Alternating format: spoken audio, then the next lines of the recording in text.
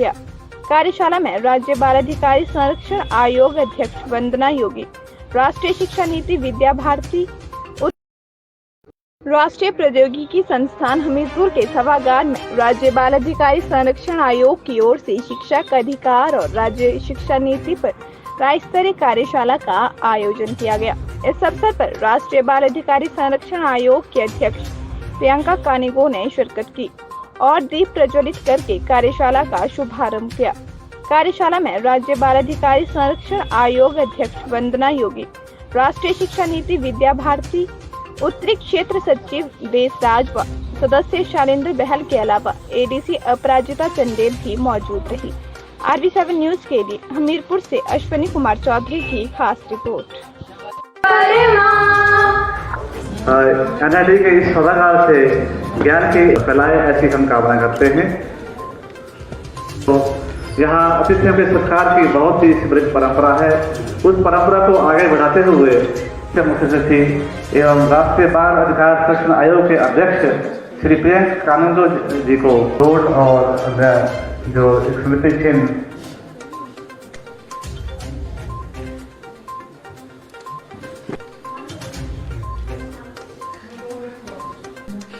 कि देश और हिमाचल प्रदेश की स्थिति की अगर बात करें तो हिमाचल प्रदेश में उस तरह की समस्याओं का मैग्नीट्यूड थोड़ा कम है जिस तरीके की समस्याएं हमको देश के अन्य राज्यों में देखने को मिलती हैं।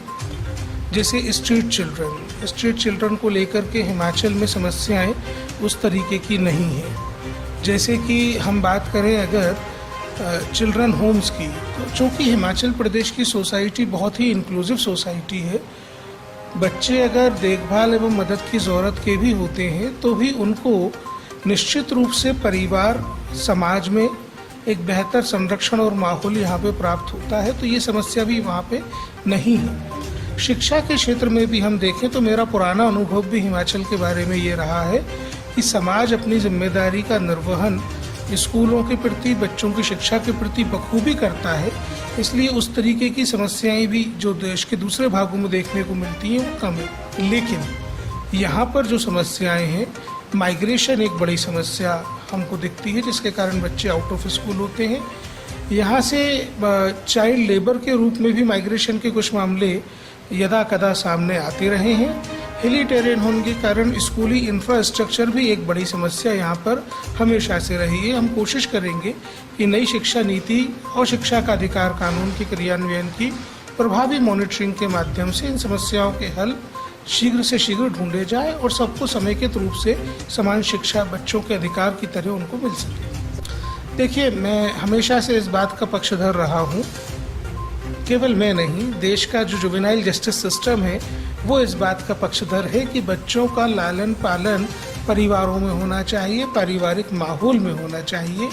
बहुत ज़्यादा अनाथ आश्रम बनाए जाना बच्चों को एक अच्छा भविष्य देने की तरफ हमको बढ़ाकर नहीं ले जाते।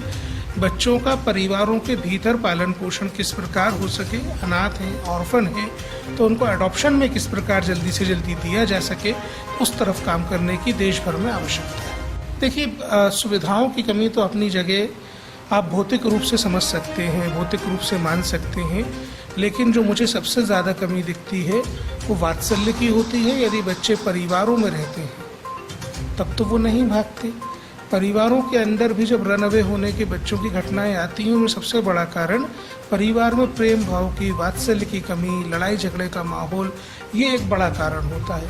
तो बाल गृहों से भी बच्चों के भागने के पीछे सभी प्रकार के कारणों में भावनात्मक पक्ष उसका हमेशा अधिक प्रभावी, अधिक प्रबल होता है। यह अपने इस प्रदेश का सौभाग्य है कि बाल संरक्षण अधिकार आयोग के माध्यम से इस महत्वपूर्ण विषय पर NIT को चुनकर NIT को कोलैबोरेट करके जिस विषय पर सेमिनार आज रखा है राष्ट्रीय शिक्षा नीति के लिए, ये देश में 34 वर्षों के बाद एक ऐतिहासिक विज़न डॉक्यूमेंट है। और इस विज़न डॉक्यूमेंट के माध्यम से भारत एक दिशा में एक बड़े बदलाव की ओर जाएगा। शिक्षा प्रत्येक कार्य का आधार होने के कारण से, और वह शिक्षा नीति जो इस डॉक्यूमेंट में है वो लागू हो, उसके लिए जो बाल संरक्षण अधिकार आयोग के माध्यम से उनका जिम्मा बनता है, उसका इनिशिएटिव इन्होंने लिया है। ये एक बड़ा कारगर, सराहनीय और महत्वपूर्ण विषय को लेकर इस सेमिनार का आयोजन, वर्कशॉप का आयोजन आज यहाँ हो रहा है, ऐसा मुझे लगता है।